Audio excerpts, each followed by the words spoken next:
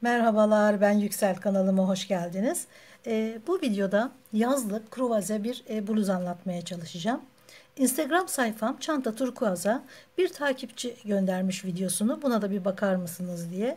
Gerçekten hem basit, yapılışı kolay hem de modeli muhteşem. Ben çok beğendim. Rengarenk. Bakmayın, ben beyaz daha anlaşılır olduğu için açık renk kullandım. Gerçi bu da çok güzel. Rengarenk yapıp kullanabilirsiniz. Çünkü gerçekten örmesi de kolay olacak. Hiç bilmeyen, yani tığ işi daha önce yapmayan bile örecek kadar basit bir model. Şöyle ip detaylarını ben bilgilerini vereyim. 100 gram, 245 metre ve 2,5 numara tığ kullanıyorum. Şöyle.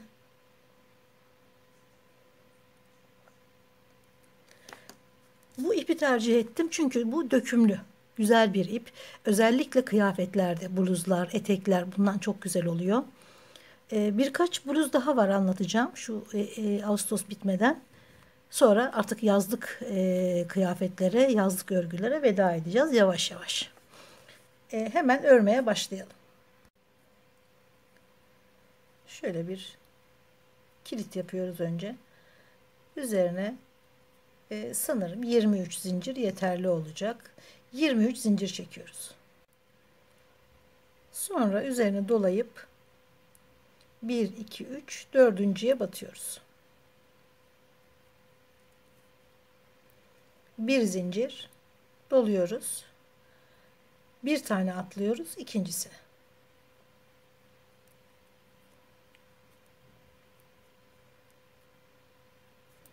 Bir zincir, bir tane atlıyoruz diğerine.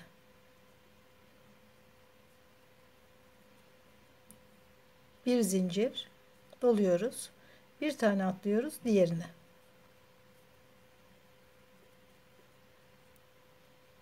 Bu şekilde, buna değil diğerine, bu şekilde 10 zincir örüyoruz. 1, 2, 3, 4, 5 oldu. 5 daha örüyorum. 10 tane kafes olacak. 10 kafes ördüm. Şimdi bir üst sıraya çıkacağım. 1, 2, 3, 4 zincir çeviriyorum. Doluyorum. Hemen trabzanın üzerine bir trabzan.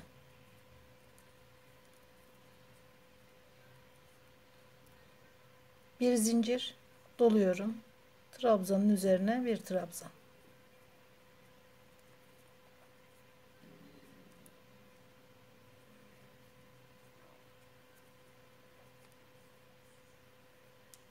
Bu şekilde 10 sıra örüyoruz.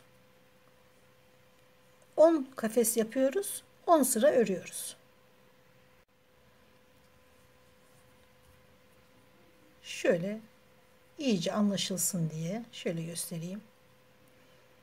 1, 2, 3, 4, 5, 6, 7, 8, 9, 10. 10 kafes. 1, 2, 3, 4, 5, 6, 7, 8, 9, 10. 10 sıra. 10 kafes ve 10 sıra ördük. 11. sırada arttırma yapacağız. 1, 2, 3, 4 zincir çekiyorum. Gene çeviriyorum. Bu trabzana değil, şu en baştaki trabzana, yani şu zincirin çıktığı ilmeğin hemen dibine batıyoruz. Bir tane arttırmış olduk. Bir kafes. Gene bir zincir, bir trabzan, bir zincir, bir trabzan.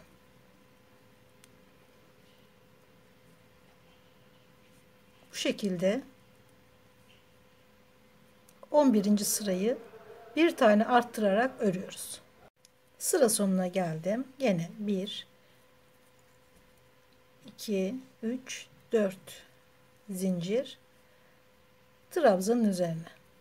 Arttırmalarımızı bir kenardan yapıyoruz. Şurada başladık. Bütün arttırmalar aynı kenardan olacak. Bu tarafta hiçbir şey yok. Burası dümdüz. Yani burası bizim ön ortamız olacak. Şurası pardon, burası ön ortası olacak. Burası da koltuk altı, kenar olacak. Gene aynı şekilde bu tarafta hiçbir arttırma olmadan örüyoruz. Bir alt sırada yani 11. sırada arttırma yapmıştık. Aynı şekilde orayı da örüyoruz. Gene bir zincir. Araya bir zincir bırakıp diğerine batıyoruz. Yani şurada çektiğimiz 4 zincirin 3'ü trabzan, bir tanesi de arada kalacak şu kafesi oluşturması için. Şimdi burada bir kafes, şurada arttırdık, burada da normal ördük. 12. sırayı ördük. Şimdi 13. sıradayız. Gene bir arttırma yapacağız. 13, 11'de yaptık. Şimdi 13. sırada bir arttırma daha yapacağız. 2, 3, 4 zincir doluyorum. Gene hemen dibine, şu zincirin dibine bir kafes daha yaptım. Normal örüyorum. 13. sırayı bundan sonra. Şöyle artışlar bundan sonra da devam edecek. Sık iğnelerle devam edecek. Burası kruveze olduğu için şurası bizim yaka kısmımız. Yani şu askı, bluzun askı kısmı, yaka kısmı ve buradan da uzatacağız örgüyü. Bağlamasını uzatacağız. Aynı şekilde karşılığında yapacağız ve kruveze bir bluz ortaya çıkacak. Şimdi ben bunu normal örerek 13. ve son kafes sırasını bitiriyorum. Evet, sıra sonuna geldim.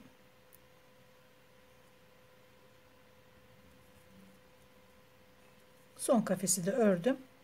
13. sıra bitti. Şimdi 14. sıradayım. Şöyle göstereyim. 1, 2, 3, 4, 5, 6, 7, 8, 9, 10, 11, 12, 13. Şimdi 14. sırada trabzan sırasındayız. Artık bundan sonra trabzan yapıyoruz. 1, 2, 3 doluyorum. Boşluğa. Trabzanın üzerine. Boşluğa. Trabzanın üzerine. Boşluğa. Trabzanın üzerine. Sıra sonuna kadar trabzanları örüyorum. Sıra sonuna geldim. Trabzana battım. Boşluğa. Son trabzanın üzerine de batıyorum. Ve burada bir tane de aynı yere ikinci kere batıyorum. Arttırmış oldum. En son trabzanın üzerine 2 kere battım. 1, 2, 3 çekiyorum zincir. Çeviriyorum. Aynı yere bir kere daha batıyorum. Şu zincirin çıktığı ilmeği hemen dibine bir kere daha batıyorum. Gene arttırıyorum. Ördüm, geldim, arttırdım, dönüyorum, tekrar arttırıyorum. Burası artarak yaka kısmını örüyoruz çünkü. Kruveze kısmını. Göğüs kısmına doğru iniyoruz şimdi.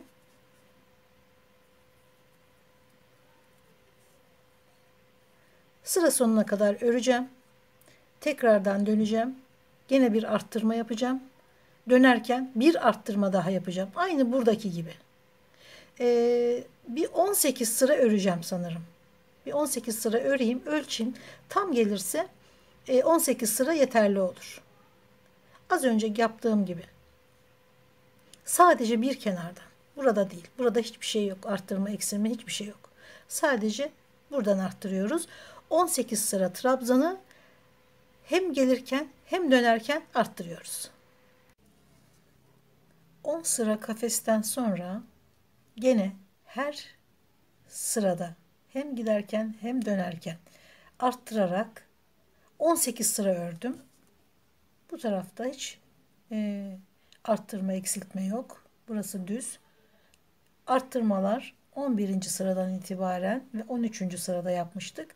Sonrasında sık trabzanlarda her sırasında arttırarak 18 sıra ördüm.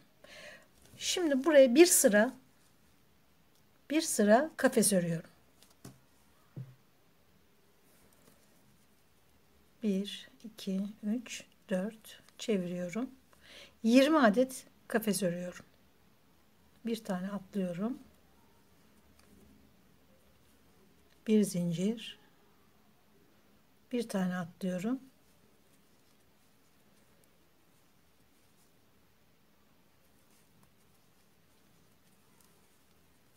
Bitene kadar, son trabzana kadar 20 kafes örmüş olacağız. 1, 2, 3, 4, 5, 6, 7, 8, 9, 10, 11, 12, 13, 14, 15, 16, 17, 18, 19, 20. 20 kafesi ördük. Şimdi 65 zincir çekiyoruz. Şu kısım bizim bluzumuzun askı kısmı. Göğüse doğru indik. Kruvazeyi de oluşturduk. Şimdi şu yaka kısmından 65 zinciri çektim. Bunun üzerine tekrar kafes örerek dönüyorum örgüyü.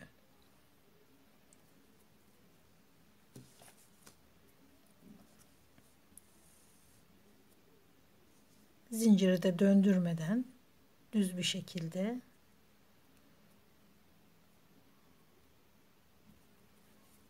üzerine doluyorum. 1, 2, 3, dördüncüye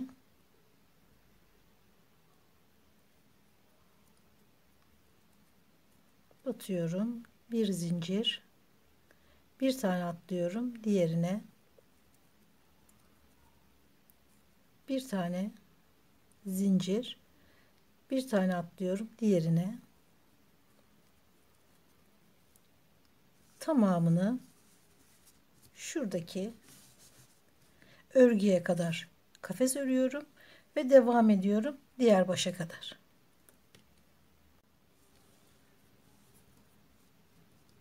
Şöyle yakından da göstereyim.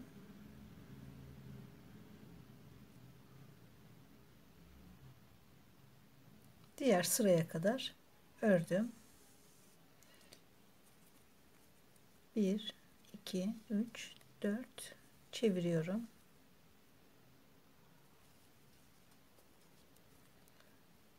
Bu sırayı da gene aynen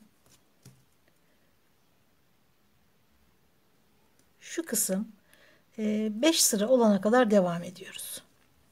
Şu sonradan uzattığımız kafes 5 sıra olarak örüyorum.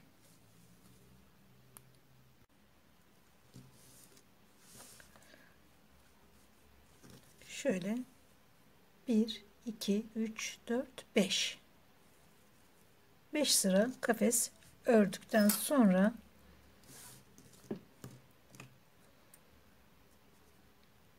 kesiyorum ipi.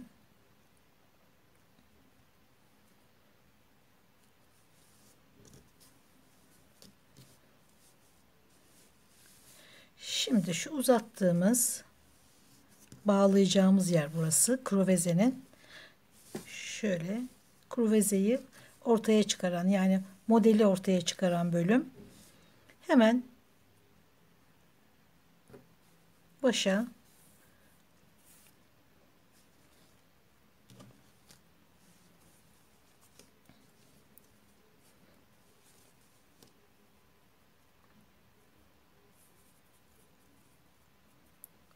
ipi bağlıyorum.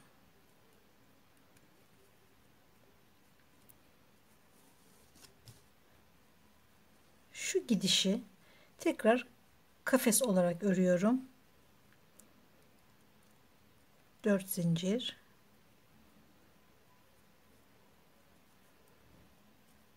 Bir kafes örüyorum.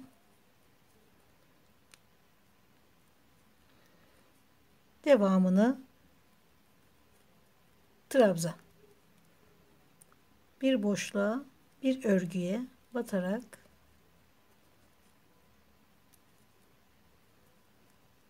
boşluğa, örgüye. Şurası kafes.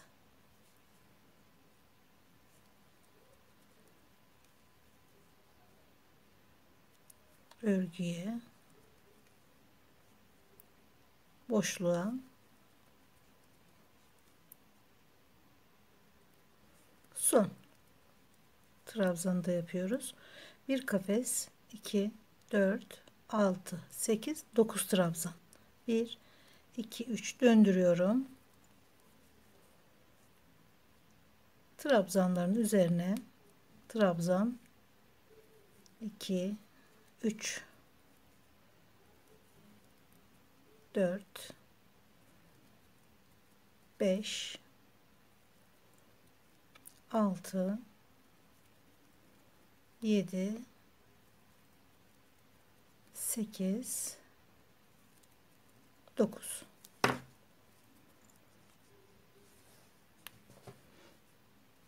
Bir zincir, kafesi örüyoruz.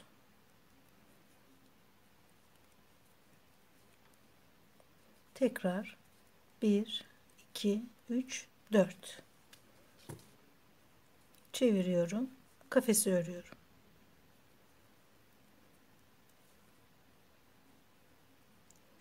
Örgünün bir tarafı kafes olarak, şu göğüs kısmı kafes olarak devam ediyor.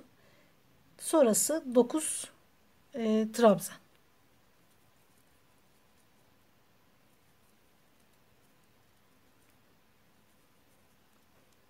Bu şekilde devam ediyoruz. Bu bölümü de 17 sıra örüp bitirdim. 2, 4, 6, 8, 10, 12, 14, 16, 17. 17 sırayla bitirdim. İpi kestim.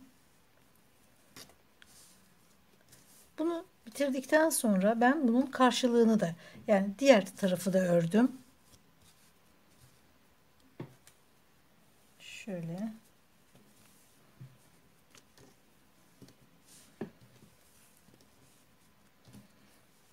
Şu şekilde kroveze oluştu. Şuralar askılar, dediğim gibi. Şu göğüs kısmı ve kroveze bölümü şöyle dönecek. Kolları var. Çok güzel volanlı kolları var. Onları da yapacağız. Bu ikisi bitti. Şu iki parçayı bitirdikten sonra ben arkayı da ördüm. Çünkü düz bir parça olacağı için çok kolay. Hemen hiç vakit kaybetmeden sıra sıra örmek için şöyle, başlangıcı burası. 83 zincir üzerinden burada yaptığımız çalışmanın aynısını, başlarken şunun aynısını burada yapıyoruz. 83 zincir üzerinden 40 kafes yapıyorum. Tamamı 40 tane. Şöyle bırakayım. Belki fotoğrafından daha iyi anlarsınız. 40 kafes. 1, 2, 3 sıra. 1, 2, 3. Sonra gene buradaki çalışma gibi, tabii ki arttırma eksiltme yok. Dümdüz örüyoruz.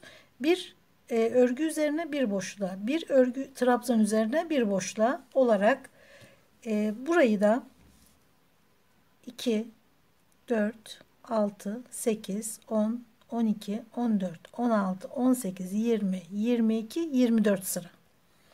Burayı 24 sıra örüyoruz. Sonra tekrar bu bölümde, başlangıç bölümündeki gibi kafese dönüyoruz. Örgüyü kafese çeviriyoruz. Orayı da 1, 2, 3, 4, 5, 6, 7, 8, 9, 10. 10 sıra. 3 sıra kafes, 24 sıra trabzan, 10 sıra kafes. örüp arkayı bitiriyoruz. Kapatıyoruz, ipi kesiyoruz. Arka sadece bu kadar. Şimdi bunları birleştirip, omuzlardan birleştirip kol bölümünü örmeye başlıyoruz. Bluzun bir tarafını ördüm. Şuradan dikiş yaptım. Şimdi aynısını diğer tarafa yapacağım. Volanlı kolu ördüm. Çok çok şık durdu mankenin üstünde. Size mankenin ölçülerini de vereceğim. Ona göre kendinize örerken zaten ölçüp öreceksiniz kendinize. Gene de mankenin ölçülerini vereyim ki size de bir faydası olsun. Bence bu 34, en fazla 36 bedeni biraz zorlar. Çünkü mankenler de standarttır biliyorsunuz. Daha büyük 38, 40 beden için şöyle ikişer ikişer kafes daha fazla örerek, mesela 38 için 2 kafes daha fazla, 40 için 2 kafes daha fazla olarak başlayabilirsiniz. Zaten desen olmadığı için, düz bir örgü olduğu için istediğiniz kadar size'ıyla, ölçüleriyle oynayabilirsiniz. Diğer parçayı şöyle karşılığına şöyle bir ölçü aldım. Bu 10 kafesti. 2, 4, 6, 8, 10 kafes şurası. Şöyle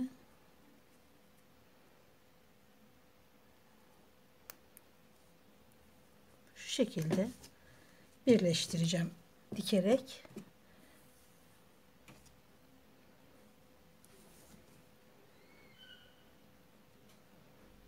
İlk baştaki trabzanlara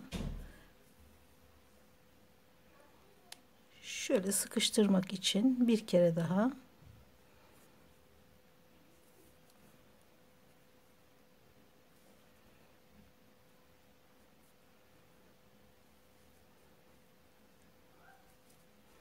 şu karşılıklarına trabzana trabzan, aradaki şu tek zincire de tam karşılığında gene tek zincir getirerek birebir tam karşılığından dikiyoruz. Şöyle orta zincire batıyorum. Trabzandan çıkartıyorum ilmeği. Sonra geliyorum karşılığına. Aynısını burada yapıyorum. Birebir karşılıklı dikiliyor. Gene orta zincire ve trabzana batıyorum.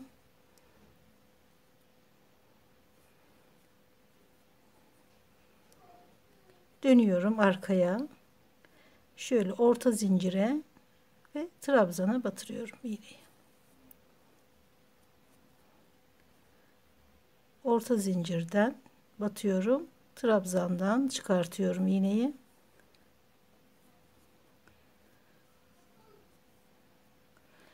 Sonra dönüyorum. Diğer tarafa da aynısını. Ve bunlar bu şekilde birebir tam karşılıklı geliyor. Şu şekilde hiç potluk yapmadan, kalınlık olmadan ortada. Şunlar zaten sökülecek, bağlanacak ve kaybolacak.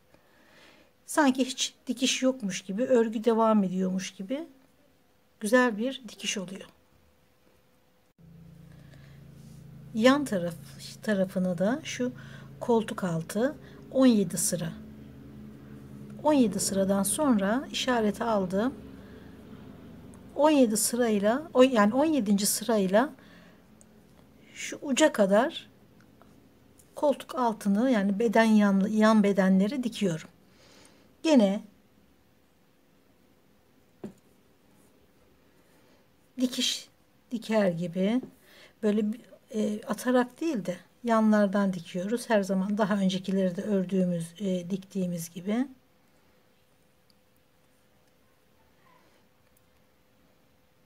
Sıra gene takip ediyoruz. Aynı hizada olması gerekiyor.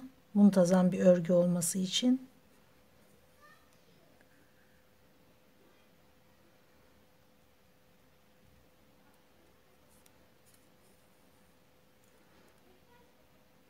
Bu şekilde muntazam bir dikiş dikiyoruz.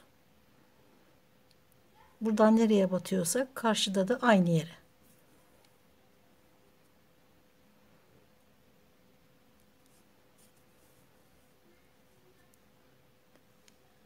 Bir yana geçiyoruz. Bir diğer yana. Ve ince ince ipliklerin arasından kalın batmıyoruz. Ki dikişimiz kalınca bedende hissedilecek bir dikiş olmasın.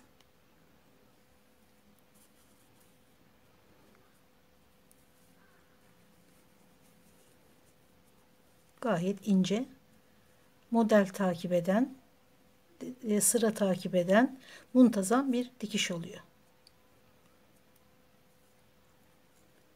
Şu 17 sıradan sonrası kol oluyor. Şuradaki aralık 17 sıra. Tabii ki bu ölçüye göre 17 sıra. Siz kendi ölçünüze göre yapacaksınız. Dediğim gibi manken ölçülerini de videonun sonunda söyleyeceğim. Artı bir de manken üzerinde ufak da bir videosu olacak ki bedende de nasıl durduğunu görmenizi istiyorum ve özellikle kolların ne kadar güzel durduğunu görmenizi istiyorum. Şu koltuk altı dikiş yerinden başlayacağız örmeye. Şurası kol. Hemen şuraya bağlıyorum.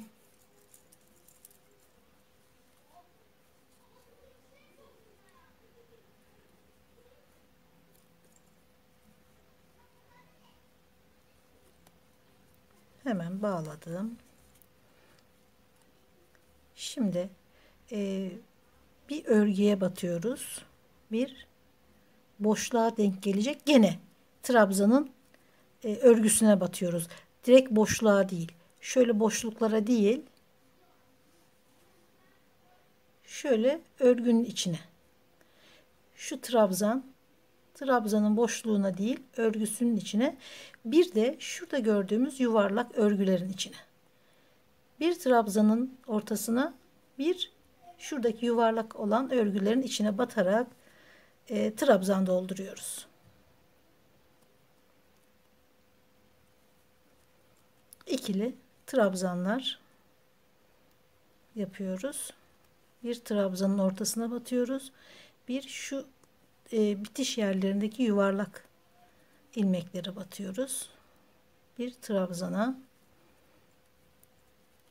bir yuvarlak yerleri şuralara gözüküyor zaten. Bu şekilde kolun çevresini dolaşıyoruz. Buradaki trabzan sayısı gibi burası da 72 oldu başlangıç olarak. Sonra fazlalaşacak, artacak. Şimdi sıra sonuna geldim. 72 trabzanla 1, 2, 3 bir sıra daha çıktım. Hemen yanındaki trabzana tekrar yanındakine gene 72 trabzan ördük ilk sırayı. İkinci sırayı, üçüncü ve dördüncü sırayı da gene 72 trabzan örüyoruz 4 sıra. Bu şekilde geleceğim. Gene birleştireceğim. Tekrar 3 zinciri çekeceğim. Bir üst sıraya çıkıyorum. Ve bunu bu şekilde 4 sıra yapıyorum. İlkini ördük. İkinciye başladım. 2 tane daha öreceğim. 4 sıradan sonra ilk olanımızı yapacağız. Şu 1, 2, 3, 4 sıra örüyoruz. Şöyle göstereyim. 1, 2, 3, 4 sıra ördüm. Bir volan. Sonraki şu sırada tekrar bir volan yapıyoruz. 2 kere arttırarak böyle bir kol örüyoruz. Ve bu mankenin üzerinde muhteşem durdu. Bayıldım bu kola. Siz de beğeneceksiniz görünce. Videonun sonunda dediğim gibi mankenin üzerinde ufak bir çekim yapacağım. Ve mankenin ölçülerini de yazacağım. 72 trabzan üzerinden örüyorduk. 1, 2, 3, 4 sıra. şurası. 4 sıra hiç arttırma, eksiltme yapmadan dümdüz ördüm. Sonra 5. sırada çift tek olmak üzere sırayı bitirdim. Bu 5. sıra. Çift batıyorum. Aynı yere doluyorum. Yanına tek batıyorum. Doluyorum. Yanına çift batıyorum. Aynı yere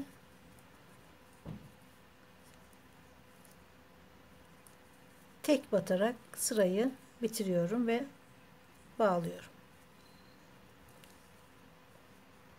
1 2 3 4 sıra olduğu gibi örüyoruz. 5. sırada bir çift bir tek bir çift bir tek olarak volan yapıyoruz. Şimdi 6. sıradayız. 1 2 3 zincirle 6. sıraya çıkıyorum. Doluyorum. Olduğu gibi örüyoruz. Hemen yandakine doluyorum. Yandakine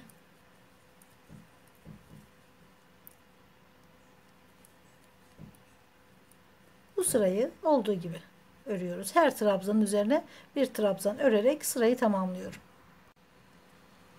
Sıra sonuna geldim. Sırayı bağlıyorum. Bu sırayı yaparken maalesef 3. yumağı takmak zorunda kaldım. Son şu 2 sıra ve oyası kalmıştı bitmesine. Maalesef yetmedi. 3.'yü takmak zorunda kaldım. Şimdi 1 2 3 4 normal trabzan ördük. 5. sırada bir çift bir tek örerek volan yaptık. Sonrasını gene olduğu gibi ördüm. Şimdi son 2 sırasını yapacağız. 1 2 3 zincirle çıktım. Yani 1 2 3 4 5 6 7. sıradayız. Doluyorum. Gene çift batıyorum fakat 3 kere de çıkacağız. Gene bir kere doluyorum. Şu zincirin dibine batıyorum. İkinci kere batmış oluyorum. 1 2 3 doluyorum. Tek batıyorum yanındakine. 1 2 3 kere de çıkıyorum. Doluyorum. Hemen yanındakine batıyorum. 1 2 3 doluyorum. Hemen dibine çift batıyorum. 3 kere de çıkıyorum. Çift tek çift.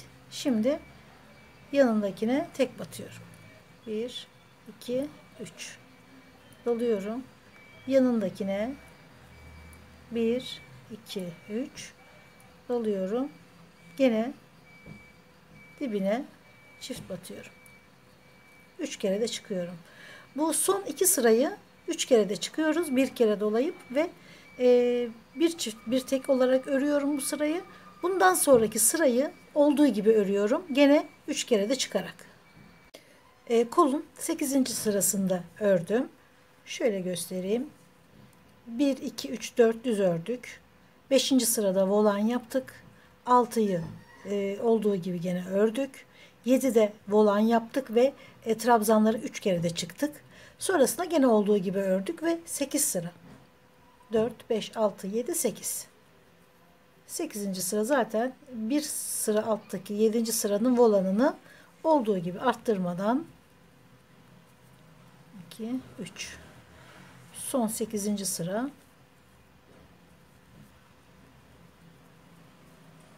Olduğu gibi eksiltmeden, arttırmadan yani. Ve kol bitti. Sırayı bağlıyorum.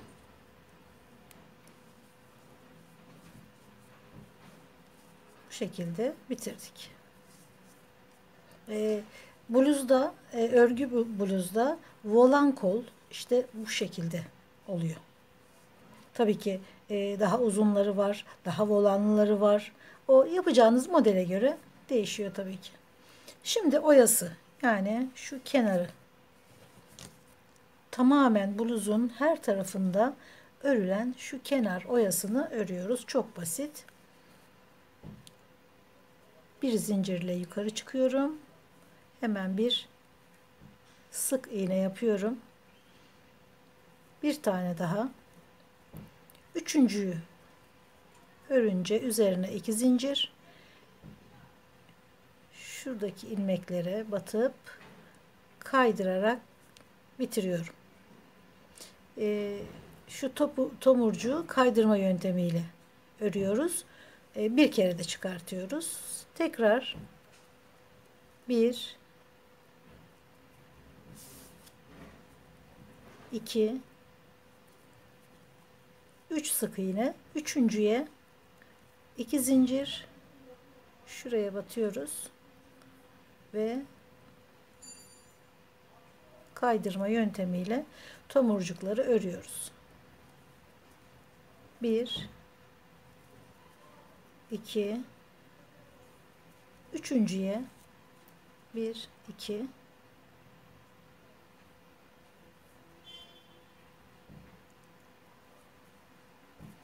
bu şekilde kol çevresini örerek başlangıç yerine kadar geliyorum. Bluz bitti. Gayet şık, güzel, tarz bir bluz oldu. Kollar gayet güzel, dökümlü. Öyle havada dik duran kol olmadı. Biraz da buharı yiyince, yalnız çok yüksek derecede buhar yapmadım. Yünlü derecesinde bir buhar yaptım. O da yetti zaten. Çok güzel oldu. Şimdi bunu manken üzerinde de kısa bir videosunu çekeceğim ki bedende nasıl durduğunu da görün. Manken ölçüleri de yani bir öngörünüz olsun, bir fikriniz olsun diye söyleyeyim mankenin ölçüsünü de. Göğüs 85 santim, beli 63 santim. Bir hayli de bu boyu uzun. 1,85'te boyu var mankenin. Ona göre hesap edin artık. İnce yapılı fakat boylu bir manken. Tabii ki onda daha farklı duruyor kıyafetler. Siz de kendi ölçünüze göre ya da giyecek olan kişinin ölçüsüne göre örerseniz ki bu çok kolay olur. Bu sıra takip edecek bir örneğimiz, desenimiz yok. Gene kafes ve trabzandan ibaret bir örgü.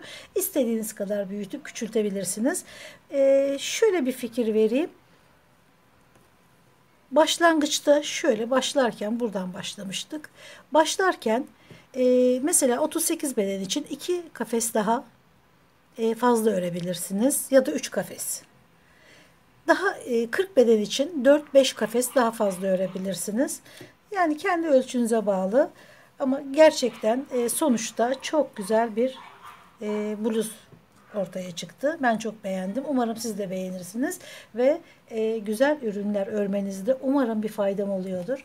Videolarımı beğeniyorsanız ve bundan sonrakileri de izlemek isterseniz beğenmeyi ve abone olmayı lütfen unutmayın. Daha güzel ürünlerde görüşmek üzere.